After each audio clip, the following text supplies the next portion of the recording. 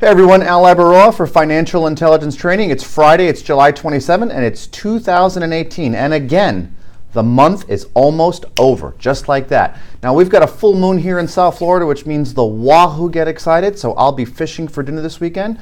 Check my Twitter at Al Abaroa to see if I catch anything or if I've got to hit Whole Foods again. On that, let's dive right into the markets today. Okay, so let's start with Facebook. The single largest drop in history occurred yesterday. $119 billion in market cap wiped. Why? Because earnings growth was present, but future projected revenue has significantly changed. Here we've got a company that's been humming along, and the following 4 quarters in earnings have been 77%, 83%, 63%, and 32%. And now they give an outlook that's dropping to maybe single-digit growth over the next several quarters, maybe 10%. Now, that's a significant change. But over the last quarter, here's what's really interesting.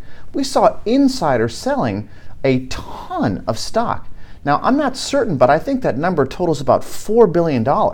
Now, I don't know if Wall Street's going to take too kindly to this. I don't think that's going to be the case. And I'll tell you what, they punched them yesterday. We had 169 million shares being traded on average daily volume of just 20 million shares, landing the social media giant firmly below its 200-day moving average. Now, Twitter this AM is slipping in the pre-market as its user count is also waning despite strong earnings. Now, here we see 2 big social media darlings not looking so good. So this has got me thinking, could this be the case of the 2 best looking horses parading around the glue factory? Well, time will tell. More importantly, how is that going to impact the divergence that we've seen between the betas and the bigs, right? Yesterday's action saw the Dow up handsomely, about 100, was almost 190 intraday, and then the NASDAQ was negative on the day. Of course, we know why. Now, I would expect if this continues to really start seeing some rotation occurring, so I would advise paying very careful attention to that. Now, on the promising side of life, GDP was released today, ringing in at 4.1%. Now, I say on the promising side, unless, of course, you're the analyst that predicted 5.3%. Anyways, now this growth that we saw, it's the fastest since 2014. It did ring in just under the 4.2 consensus, but still a very strong number. So why do we care? Well, financial intelligence training students will know the importance of the macroeconomic numbers.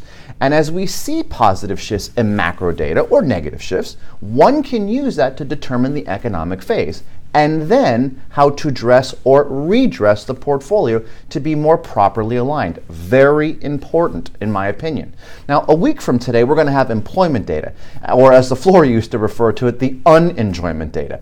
Or kidding aside, but the combination of these 2 data points, well, it can be very useful in the identification process. I believe the important takeaway from this week's price action is that structuring your risk pockets properly will have less of an emphasis when darlings like Facebook becomes drags on performance. Sure, no one likes to feel the pinch, but this shouldn't leave lasting ripples within your plan. Remember, trading and portfolio management, well, they're different animals. But incorporating that risk discipline of the trader mindset into portfolio management, well, that can make a world of difference.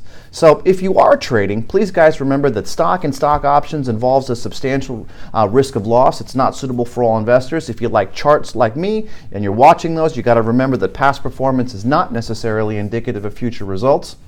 Guys, I'm Al Abaroa for Financial Intelligence Training. Have a great weekend, everyone. Thanks for watching.